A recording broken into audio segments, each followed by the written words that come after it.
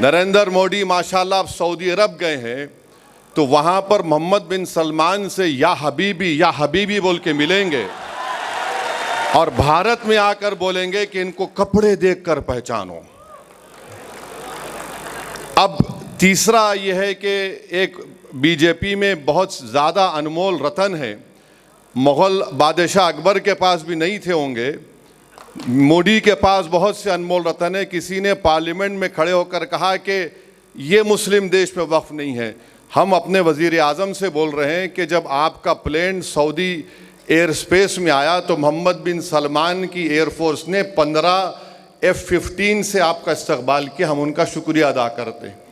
वो मोहम्मद बिन सलमान से पूछ लें कि क्या मदीने शरीफ में रसूलुल्लाह सल्लल्लाहु अलैहि वसल्लम के रोज़े मुबारक के आगे एक बहुत बड़ी बिल्डिंग है जिसमें लिखा हुआ अंग्रेजी में वफ़ उस्मान बिन अफ़्फ़ान रज़ी अल्लाह ताला अन्हु।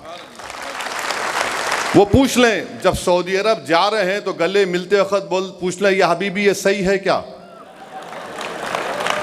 क्योंकि बोर्ड लिखा हुआ है। तो हर इस्लामी मुल्क में, मुस्लिम मुल्क में, चाहे वहाँ पर जमहूरियत हो या बादशाहत हो, वफ़ का तसव्वुर है और रहेगा। तीसरी बात उन्होंने कही कि गुर्बत के ताल्लुक़ से नरेंद्र मोदी ने मुसलमान अक़लियतों के प्री मैट्रिक स्कॉलरशिप की स्कीम को 9वीं और 10वीं जमात तक महदूद कर दिया। Post matric merit come means का जो यूनिट कॉस्ट होता है, आपको मालूम एक अक़लियती बच्चा अगर स्कॉलरशिप के लिए अप्लाई करता है तो माहाना उसको 180 या 200 रुपये मिलते। 2008 से उसमें इजाफा नहीं हुआ है। फिर इनका ये बोलना कि मैं बुकलेट का पेज नंबर 7 बोल रहा हूँ मीडिया के लिए, उसमें उन्होंने लिखा कि सेक्शन 40 को हमने उड़ा दिया। मैं मोहिबुल्लाह साहब उस कमेटी के मेंबर थे। वजारत अक़लियती बहबूद ने अपने जवाब में कमेटी को ये कहा कि सेक्शन 40 का इस्तेमाल 30 साल में 530 मरतबा के करीब हुआ है, जिसमें से 8 मरतबा कोई कोर्ट को गया है। तो ये सेक्शन 40 का जो एक तस्वुर खड़ा किया गया कि जहां पर हाथ रख दिए वक्फ हो जाती है, लिख कर दिया मिनिस्ट्री ऑफ माइनॉरिटी अफेयर ने, ये इनका दूसरा झूठ। तीसरा, उस बुकलेट के पेज नंबर 8 पर उन्होंने लिखा कि ख़वातीन के बारे में कि हम ख़वातीन को मेंबर बना रहे हैं। नरेंद्र मोदी झूठ बोल रहे हैं, उनकी सरकार झूठी है।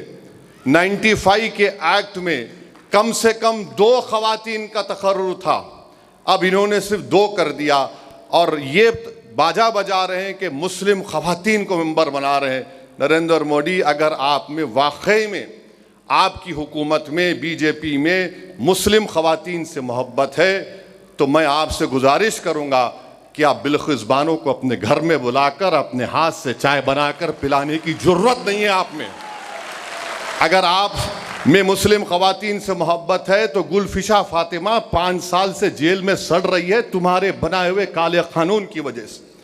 तो ये क़ानून, फिर उसके बाद ये कहते हैं कि सफ़े नंबर 11 पर दिल्ली के 123 प्रॉपर्टीज़ का जिक्र करते हैं उनके इस बुकलेट में। सच्चर कमेटी ने कहा कि 123 प्रॉपर्टीज़ दिल्ली के जो हैं उसकी 2008 में लागत 7,000 करोड़ रुपये सच्चर कमेटी ने कहा, और ये वफ़ की प्रॉपर्टी है, उसको हवाले करना चाहिए वक्फ बोर्ड को। फिर ये कहते हैं कि हमने सच्चर कमेटी में फुला लिखा है। सच्चर कमेटी ने लिखा कि जो काबिज़ हैं उनको हटाने के लिए प्रीमाइसेस ऑफ एविक्शन एक्ट को लागू करो, आप वो भी नहीं करते। फिर उसके बाद ये एग्जाम्पल दे रहे हैं कि यहाँ कब्जा हो गया। कर्नाटका में 2, चेन्नई में 1, पूना में 1, लखनऊ में 1, अहमदाबाद में 1, मीरठ में 1, आसाम में 1, कलकत्ता में 1, यानी 14 लाख एकड़ प्रॉपर्टीज जो वक्फ बोर्ड की है।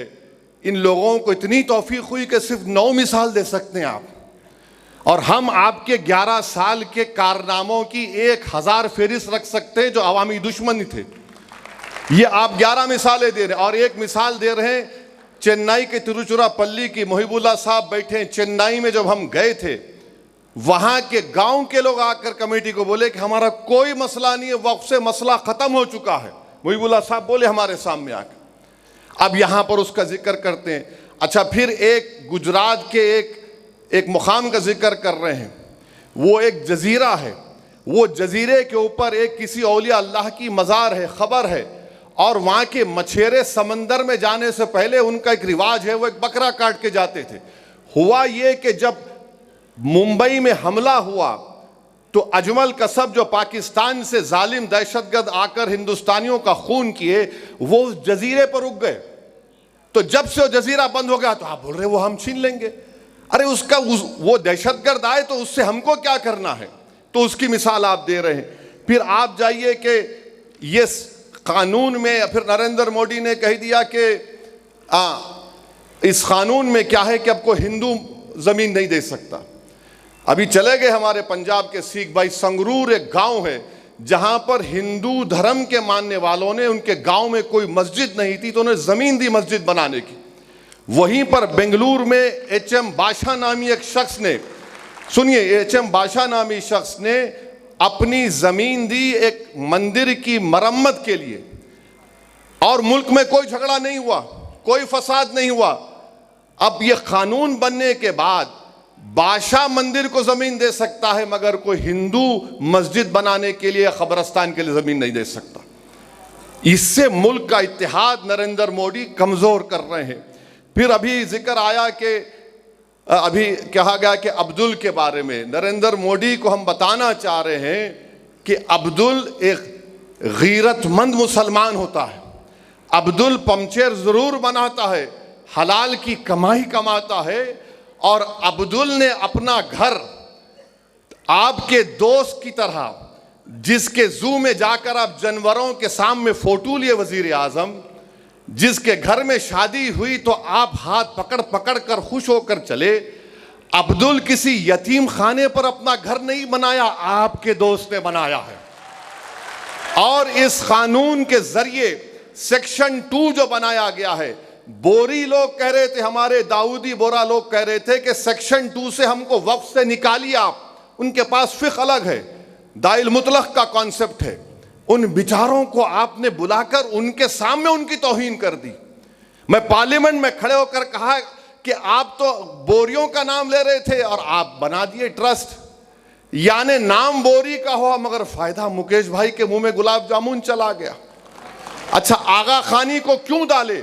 इसलिए डाले क्योंकि आगा खानियों का ट्रस्ट था जिसको इस शख्स ने पूरी दुनिया में कहीं पर भी खरीद सकता था और यतीम खाने बनाया। तो आगा खानी को डालकर, आगा खानी से ही मोहब्बत नहीं है, उसको फायदा पहुंचाना था, और उनको फायदा हो गया क्योंकि सेक्शन 2 पर कोई स्टे नहीं है। वो भाई साहब बंबई में मालिक बन चुके हैं और अब्दुल के मिसाल दे रहे हैं नरेंद्र मोदी। अब्दुल आपका एक और दोस्त है जिसके पास पूरे एयरपोर्ट हैं, पोर्ट हैं, अब्दुल के पास तो कुछ भी नहीं है। आप तो कहते हैं गरीबी है, तो अब्दुल गरीब इसलिए है क्योंकि बुलडोजर तुम्हारे। अब्दुल के पास गरीबी इसलिए है कि तुम उसकी बेटी को जेल में डालते हो। अब्दुल गरीब इसलिए है कि तुमने एनकाउंटर किया। अब्दुल गरीब इसलिए है कि तुमने 2002 में गुजरात किया। अब्दुल गरीब इसलिए है क्योंकि मुंबई में वहां पर इंसानियत का कत्लेआम हुआ, हाशिमपुरा हुआ, नेल्ली हुआ और 2020 का मुंबई हुआ, इसीलिए अब्दुल गरीब है। आपने क्या किया अब्दुल के लिए? आप सिर्फ ड्रामा कंपनी, बल्कि हिंदुस्तान के सबसे बड़े बैनुल अक़वामी अगर कोई पिक्चर बनाई जाएगी तो उसमें एक्टिंग के लिए मोदी जी को लेना चाहिए। और फिर आप बार बार आपने ये कह दिया इस बुकलेट में, पैम्फलेट में, झूठ का पलिंदा है ये पैम्फलेट बोल रहे हैं ना मुसलमानों के लिए। अच्छा, क्या कह रहे हैं कि आपने क्यों नुमाइंदगी दी उन सब लोगों को वक्फ बोर्ड में? तो बोलते हैं कि जो छोटे छोटे तबके उनको सबको मिलना चाहिए। आप बताओ IB में कितने मुसलमान है? अब एक मोहतरमा है खाली IB में, एक साहब थे उनको निकाल दिया गया, तो IB में रखो ना आप। अब बोलेंगे देखो ओवैसी देश की सिक्योरिटी के बारे में सियासत कर रहा है। तुम मेरी मस्जिद किसके नाम पे सियासत करोगे? तुम मेरी ईमान पे हमला करोगे? तुम मेरी हर चीज पे हमला करोगे तो मैं सवाल नहीं करूंगा अपने वजीर आजम से। तो आप भी दो ना हिस्सा हमको। तो मेरे अजीज दोस्तों और बुजुर्गों, फिर ये 5 साल का लुजूम, ये 5 साल का लुजूम हम वजीर आजम से पूछना चाहते हैं। ये 5 साल का लुजूम सिर्फ इस्लाम कबूल करने वालों के लिए नहीं है। कल अगर आप भी वक्फ करने जाएंगे तो बोलेंगे आप प्रैक्टिसिंग है या नहीं। ये गलत फहमी मुसलमानों में कि नहीं, जो मुसलाम कबूल किया उसको प्रैक्टिस नहीं, जो पैदाइशी मुसलमान है उससे भी पूछा जाएगा, जनाब आप प्रैक्टिसिंग है, क्या करेंगे आप? हम भारत के वजीर आजम से पूछते कि माशाल्लाह आप अपने मजहब के मुताबिक, अपने धर्म के मुताबिक हर मंदिर में जाते हैं, मगर क्या कोई आपसे पूछता है कि आप प्रैक्टिसिंग है? तो फिर मुझसे किस बुनियाद पर प्रैक्टिसिंग पूछा जा रहा है? बताइए आप, किस बुनियाद पर मुझसे पूछा जा रहा है? किसी से पूछा नहीं जाएगा, हमसे पूछा जाएगा ये कन्वर्ट हो या ना हो। उसमें लफ्ज, अच्छा उसमें कॉन्ट्रोवेंस लिखा गया, अगर उसमें कोई गलती रहेगी तो आप वो भी निकाल लेंगे। तो जितना ये कानून बनाया गया है ये सिर्फ वक्फ की जायदादों को बर्बाद करने के लिए। और उत्तर प्रदेश कौशाम्बी में मीडिया ने रिपोर्ट किया कि 58 एकड़ वक्फ की जायदाद गवर्नमेंट प्रॉपर्टी के नाम पर रजिस्टर कर ली गई, गवर्नमेंट प्रॉपर्टी के नाम पर रजिस्टर कर ली गई। तो मेरे अजीज दोस्तों और बुजुर्गों, मेरी इज्जतदार और माँ और बहनों, all India Muslim personal law board का ये जो प्रोग्राम है, आपसे हम गुजारिश करते हैं कि पूरे मुल्क में आप इसका साथ दीजिए। और ये जो अबू लहब, अबू जहल और हमारे जितने ये जोकर हैं, अब इस कानून में कह दिया गया कि आप ओरली किसी को मुतवली नहीं बना सकते। ये जो लोग मोदी की तायीद कर रहे हैं, मैं जिम्मेदारी के साथ कह रहा हूं, हजरत सलीम चिश्ती रहमतुल्लाह अलैह की दरगाह में किसी एक शख्स को वहां का मुर्शिद बनाया गया। अगर मैं उर्दू में मुर्शद बोलूं तो उसका अलग माने निकलते। तो उनको जब बनाया गया तो मुझे भी इनविटेशन भिजा दिए, नहीं मालूम क्यों भिजाए मुझे। तो क्या हुआ देखिए, अगर वो कानून पास होने से पहले बनाते, मुहिबुल्लाह साहब आप भी गए थे शायद दावत में उनके पास, उनकी जो बन गए गद्दी नशीन जो बन गए उन्होंने, खैर वो अलग बात है कि सूफी और कूफी कौन है। मुझे सूफीज़म के बारे में जुनैद बगदादी ने कहा वही सूफी हो सकता है जो दुनिया में मर गया और अल्लाह के लिए जिंदा है। ये लोग क्या कर रहे हैं, ये मोदी के लिए जिंदा है क्योंकि इनके पप्पा हैं वो। तो वहां पर ये अब उन्होंने अपने बेटे को मुतवल्ली जानशीन बना दिया, तो कानून अब बन गया, बना के दिखाओ, आप नहीं बना सकते। तो ये लोग एक तमाशा कर रहे हैं और जितने टीवी चैनल पर इन तमाम जोकरों को लाके बिठा रहे, ये तमाम के तमाम एक सेक्शन हमको बता दो जो वक्फ बोर्ड की 70% जमीन पर काबिज है उसको हासिल कर लिया जाएगा। बताओ हमको, आप कोई नहीं बता सकते। कानून इसलिए बनाया गया ताकि आरएसएस के 100 साल के जश्न जो मनाया जा रहा है, ये आरएसएस को एक तोहफा देने के लिए और इस मुल्क के सेकुलरिज्म को, इस मुल्क की आइन को कमजोर करने के लिए, इस मुल्क की तहजीबों को खत्म करने के और मुसलमानों के ईमान पर, उनकी मजहबी इबादत गाहों पर निशाना बनाने के लिए। और मैं कल्बे जवाद साहब को फोन करके बताया हूं कि सेक्शन 3D पार्लियामेंट में इस पर कोई बात ही नहीं किया। मैंने कहा कि 100 ASI के पूरे प्रोटेक्टेड मॉन्यूमेंट चले जाएंगे, दिल्ली के 180 ASI के मॉन्यूमेंट से वक्फ की जायदाद नहीं रहेंगे, अब वो निकल गए हमारे हाथ से। इवैक्यू प्रॉपर्टी एक्ट हमारे हाथ से निकल गई, जो पंजाब हरियाणा में हजारों एकड़ जमीन है सब हमारे हाथ से निकल गई। तो ये लड़ाई लड़ना है ताकि जब मौरिख ये तारीख लिखेगा आज से 100 साल के बाद, तो वो लिखेगा कि हाँ 2025 में ऐसे मर्दे मुजाहिद और ऐसे हमारी बहनें उठ खड़ी हुई थी जिन्होंने जिस जगह का मालिक अल्लाह है उसकी हिफाजत के लिए उन्होंने जद्दोजहद की और उन्हें उसको अल्लाह उनको हमको कामयाब करेगा। पीछे हटने का सवाल नहीं है। जब तक कानून वापस नहीं लिया जाता हम लड़ते रहेंगे। हम अदालत में भी कानूनी कार्रवाई चल रही है, मगर जो सेक्शन पर स्टे नहीं हुआ है, हम तो प्रॉपर्टी रोज उसको खो रहे हैं। मैं शुक्रगुजार हूँ सदर मोहतरम का, हमने तो अल्हम्दुलिल्लाह हैदराबाद में कामयाब एहतजाज किया। हम उम्मीद करते हैं कि देश के कोने कोने में हजारों नहीं बल्कि लाखों की तादाद में हिंदू, मुसलमान, सिख, ईसाई सब आएंगे।